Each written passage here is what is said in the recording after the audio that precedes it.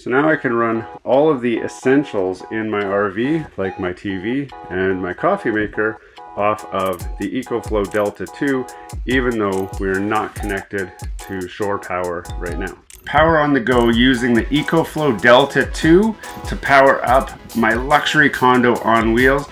We got you covered in this video.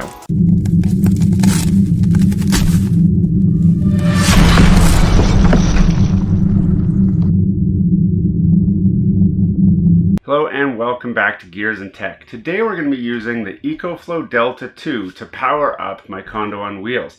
I'm going to show you guys exactly how to use a device such as this to convert your inverter ready plugs inside your trailer to run off of the Delta 2.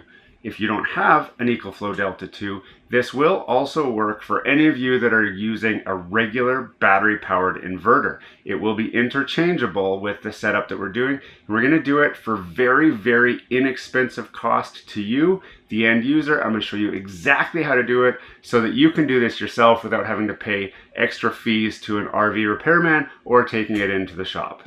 Now these are the plugs that we're talking about here. These ones say inverted outlet, and this means that you can connect easily to any kind of inverter, or in our case the Ecoflow Delta 2, and this will only power up these outlets here that have these stickers. If your RV is inverter ready, ours has this controller here and it's got that switch for the solar panels, but we had this cover here, and when I pulled this cover off, we had this loop of wire here. Now this wire, if the trailer is plugged in, has power going through it, and all we want to do is cut this and then do a splice on it. I'm going to show you that now.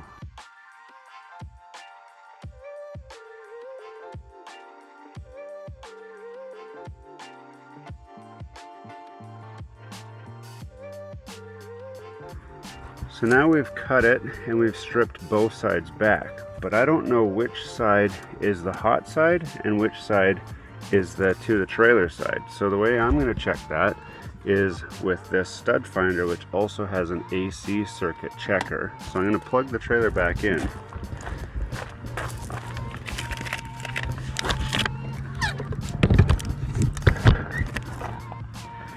So the trailer now has power, it's plugged in.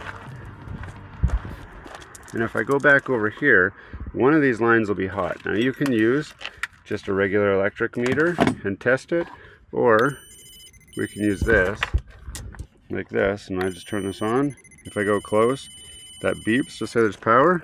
Then it's not beeping to say there's no power there. But just to be sure, I can also check this. So we're going to do that as well as a double check.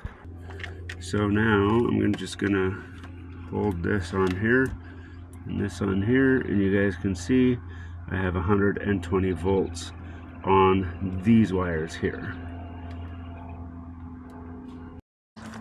The next step is really easy. We bought this little extension cord that it's only about 6 feet long, and then we cut it off.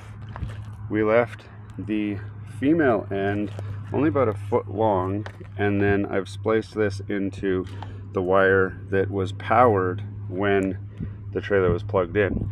And you can tell that the trailer is plugged in now because if I can get in the dark here, you can see that this turns orange, so that I know I have shore power. So if you have shore power, this will be orange and lit up. We take the other extension cord, and I've already cut the end and stripped it off, and all we're going to do is attach it to the wires that are going to the rest of the trailer. So I'm going to do that now, and then I'll show you guys the next steps. Now, this looks like a big mess, but really we've got a regular extension cord end here, and we've got our basically shore power extension cord here, and then a bunch of wires and tape. So we're going to do some wire cleanup. I'm going to clean up my mess here, and then I'm going to show you exactly how this works. So there you have it. You can see we've got the shore power plug right here. We've got the plug that goes to the rest of the trailer right here, and when you're on shore power, it's as simple as plugging this into this like that and plug in your shore power. But if you don't have shore power, then this end plugs into your inverter or whatever you have. In my case, we're using this, which is the Ecoflow Delta 2. And if I turn this around, I can plug this in here, just like that. And when I turn this on, now I will have power at all of the plugs inside the trailer. And you can see I have my 60 Hz output, so if I go inside, I should be able to power on my TV now. And there you go, the TV is being powered now using the Ecoflow battery generator, which we've done reviews on in previous videos already, and any other plug in my trailer that says inverter ready will work. So in theory, my coffee machine will work as well, which it does. So now I can run all of the essentials in my RV, like my TV and my coffee maker, off of the Ecoflow Delta 2, even though we're not connected to shore power right now. So coming into the dining area, you can see these are the plugs that do not have inverter ready or inverter rated on it. So these plugs will not work. And if you have an air conditioner, obviously your air conditioner is not going to work with the inverter rated plugs because most inverters aren't spec'd to run an air conditioner. And your microwave is likely not going to work on the inverter setup plugs. So this will work when you're on shore power, but when you're on an inverter, it won't work. What will usually work is your TV. So your TV plug is usually going to be inverter rated. Probably your stereo, if you've got a stereo. Now ours is a 12-volt stereo, so it always works. If you have an electric fireplace like we do, it's not likely to work because those have heaters built in and they also will actually pull power just like your air conditioner would. But our plug at the back of the kitchen sink, which is inverter rated, allows us to run our coffee maker and all of that stuff off of the inverter or off of your Ecoflow Delta 2, which is what we're going to use to power up this trailer with the modification that we're doing. Now that we got it all hooked up and it's running off of our Ecoflow Delta 2, you're probably asking some questions such as, why would I use something like this, which is very expensive, versus just using an inverter? And I've got a couple reasons for that. I'm going to try and cover those real quickly. Number one, this has a built-in battery system, so rather than adding extra batteries to your regular RV setup, the battery is already in here. So you do have to factor in the idea that you're not buying an extra battery, you're not increasing anything in your electrical load on that side.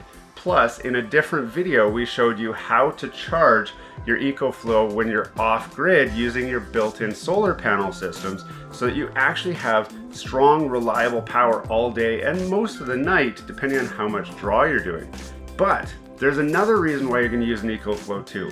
The install that we did today, we totally bypassed using an automatic shore power switch. So a lot of guys that are showing these setups online are getting these expensive automatic switches that just detect when you have shore power and then switch the circuitry over, and detect when you don't have shore power and then switch over to use the inverter.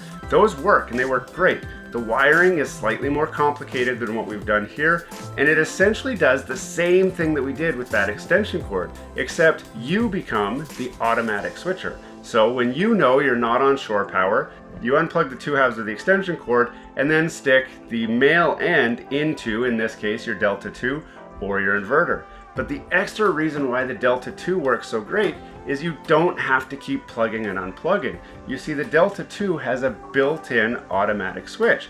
If you have shore power, the Delta 2 will charge itself up, and it will also pass the power through from the shore power to power up your entire trailer without having to go and switch that cord around. But if for some reason the shore power gets disconnected, the Delta 2 takes over. It continues to provide long-lasting power to your most important devices, your television or your coffee maker, for a very, very long time.